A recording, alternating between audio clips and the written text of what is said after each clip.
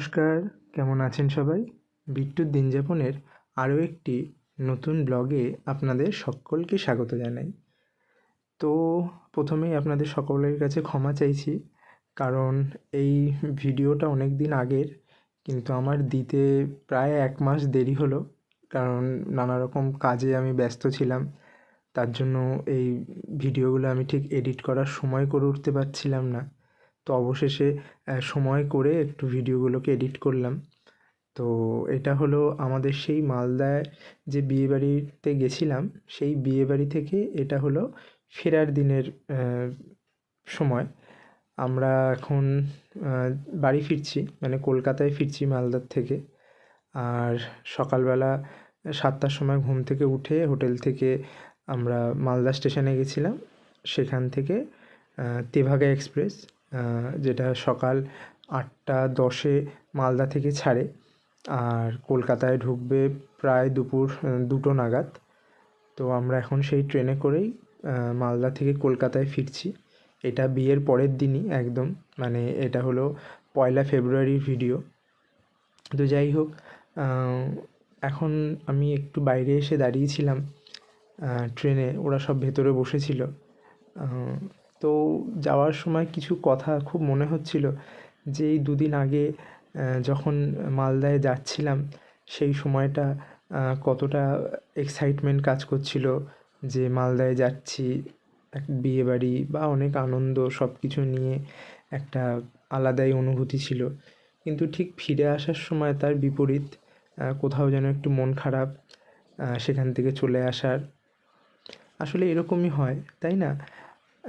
এই যে আমরা ট্রেনে করে একটা সফরে বেরোই, এই একই ট্রেনের সফরে কিছু মানুষ তার প্রিয় মানুষকে ছেড়ে চলে আসে, আবার কিছু মানুষ এই ট্রেনে করেই তাদের প্রিয় মানুষের কাছে ফিরে যায়। তো এই একই সফরে এক এক মানুষের এক এক রকম অনুভূতি কাজ করে। তো যাই হোক, এখন প্রায় দুপুর 2:10-15 মতন বাজে, আর আমরা এখন চলে এসেছি কলকাতা স্টেশনে। তবে এখন আমরা এখান থেকে যাব নিউ ব্যারাকপুরে, আমার বাবার মাসির বাড়িতে। কিন্তু বর আর কনে এখন আমাদের সাথে ওদের বাড়িতে যাবে না। ওরা এখন এখান থেকে চলে যাবে শুভর শ্বশুর বাড়িতে, রুবির ওখানে।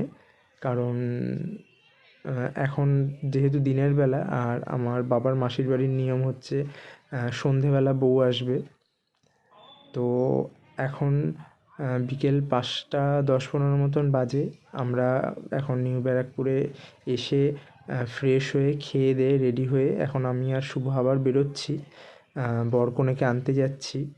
শুভরই শ্বশুরবাড়িতে রয়েছে ওরা, রুবির ওখানে। তো এখন আমরা যাচ্ছি ওদেরকে আনতে।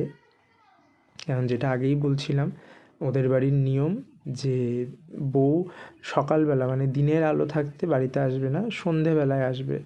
তো আমরা যেহেতু 2টোর মধ্যেই কলকাতায় ঢুকে গেছিলাম, আর সন্ধে হতে তখনও প্রায় 3-4 ঘন্টা সময় বাকি ছিল। তো এতটা সময় ওরা কোথায় থাকবে, সেজন্যই ওদেরকে ওই বাড়িতে পাঠিয়ে দেওয়া হয়েছিল, যে ওরাও ওখানে গিয়ে একটু ফ্রেশ হয়ে রেস্ট নিতে পারবে বা একটু রেডি হওয়ার সময় পাবে। না হলে তো ওরাও আমাদের সাথে সেই সকাল 7টার সময় বেরিয়েছে, এতটা জার্নি করে এসছে, আবার বাড়িতে এসে কিছু নিয়ম কাজও থাকবে। তো তার জন্য ওরাও ওখানে একটু রেস্টও পেলো, আর আমরাও এদিকে একটু সময় পেলাম সব কিছু গুছিয়ে নেওয়ার। কারণ যেহেতু আমরা মালদার থেকে এসেছিলাম, আর এখন নতুন বউকে বরণ করার কিছু রিচুয়ালস ছিল, সেগুলোকে এসে বাড়িতে রেডি করতে হয়েছে। তো আমাদেরও একটু সময়ের দরকার ছিল।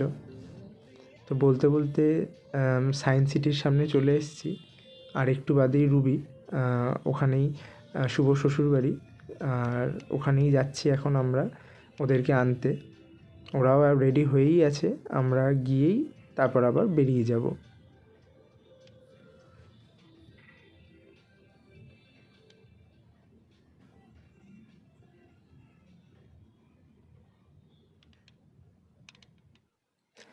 তো এই যে এখন চলে এসেছি শুভ শ্বশুরবাড়িতে, এটা ওদের বাড়ির মন্দির। এই জায়গাটাও দেখুন খুব সুন্দর। আর এই মায়ের আর ঠাকুরের মূর্তিটা শুভর শাশুড়ি মায়ের, খুব জাগ্রত শুনেছি এই মায়ের মূর্তি, ওরা খুব মানে এই ঠাকুরকে। তো শুভ শ্বশুরবাড়ির থেকে এখন আমরা বেরোচ্ছি, শঙ্কু আর স্নেহা, ওরা ঠাকুরের আশীর্বাদ নিয়ে এখন এখান থেকে রওনা দিল। এখন এখান থেকে আমরা সোজা যাব নিউ ব্যারাকপুরে।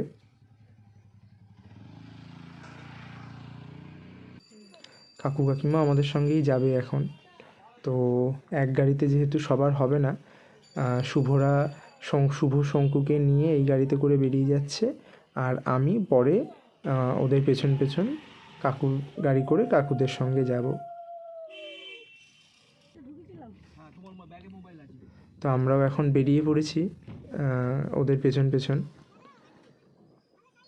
তো এখন বাড়িতে গিয়ে আরও কিছু নিয়ম কাজ রয়েছে, সেগুলো করতে হবে। ওখানে কিছুটা গুছিয়ে রাখা হয়েছে, এবার ওরা গেলে সেইগুলো শুরু হবে।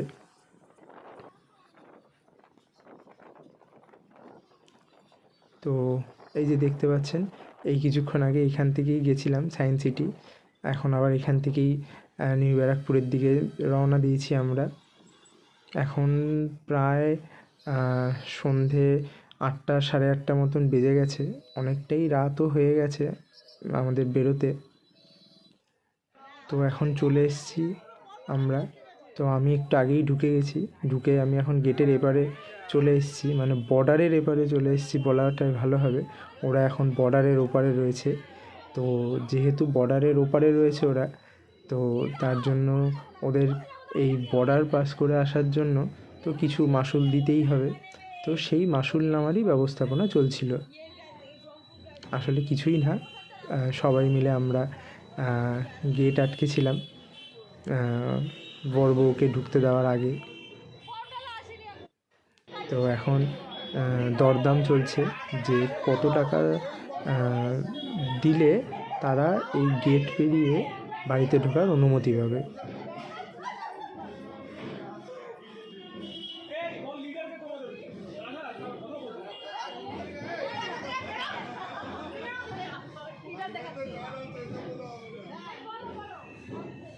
ওদিকে বরণের জিনিসও সব রেডি হচ্ছে, এদিকে নিকলে তারপর বরণ শুরু হবে।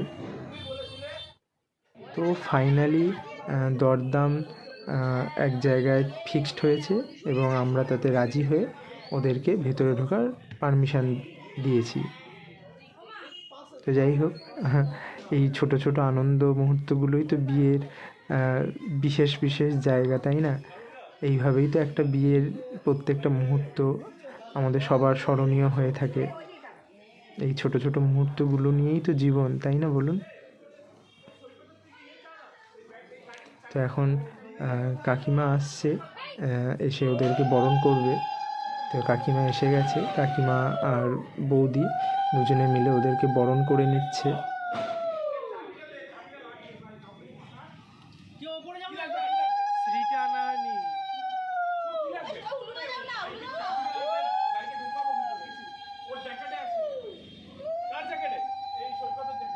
রাহুল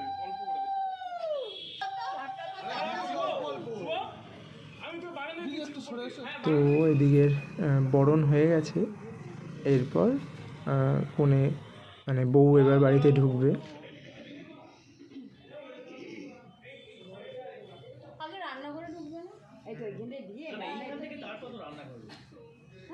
তো এখন নতুন বউয়ের দুধে আলতায় পা দিয়ে ঘরে আসার পালা।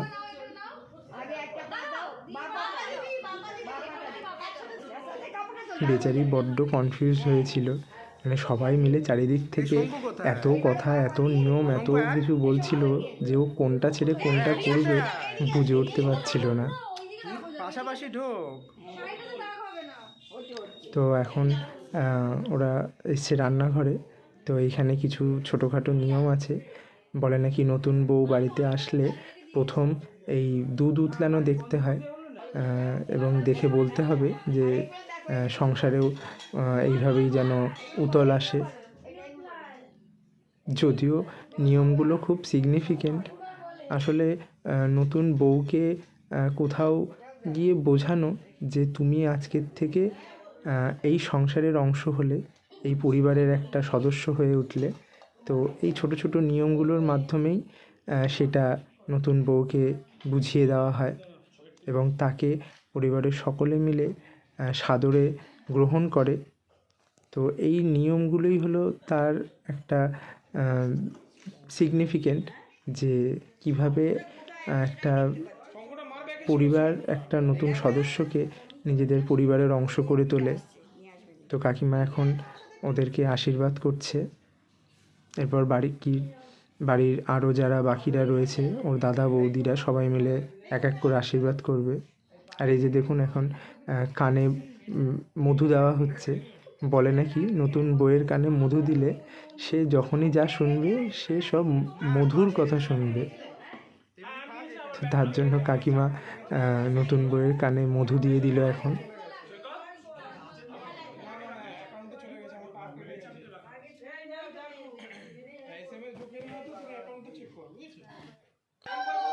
তো এটা হলো বড় দাদা আর বড় বৌদি।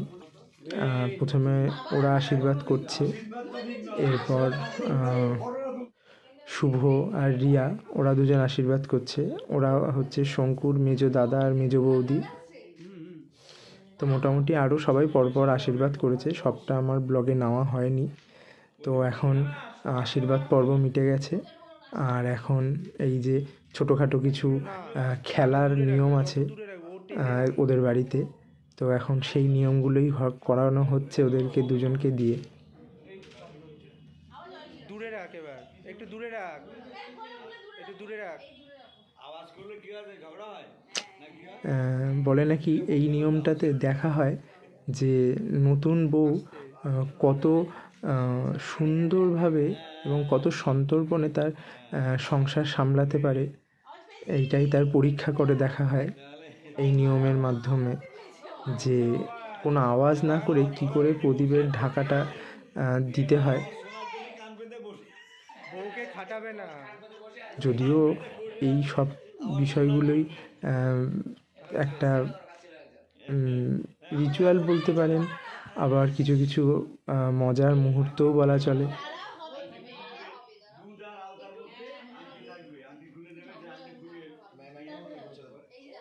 মানে পরিবারের প্রত্যেকটা সদস্য মিলে আনন্দ উল্লাস করে নতুন বরবধূকে আশীর্বাদ করা এবং তাদের সঙ্গে একাত্ম হয়ে ওঠা এবং তাদেরকে এই পরিবারের অংশ করে তোলা, এটাই তো বধূবরণের নিয়ম বা আসল উদ্দেশ্য তো এইটাই। তো যাই হোক, এখন অনেকটাই রাত হয়েছে, প্রায় 9:30 10টা মতন বাজে। এখন মোটামুটি সব নিয়ম শেষ আমাদের। তো আজকের আমার এই ব্লগ ভিডিওটা আমি এখানেই শেষ করলাম। আজকের এই ব্লগটা আপনাদের সকলের কেমন লাগলো সেটা অবশ্যই কমেন্ট করে জানাবেন, আর আমার চ্যানেলটাকে অবশ্যই লাইক ও সাবস্ক্রাইব করবেন। সবাই ভালো থাকবেন, সুস্থ থাকবেন, ধন্যবাদ।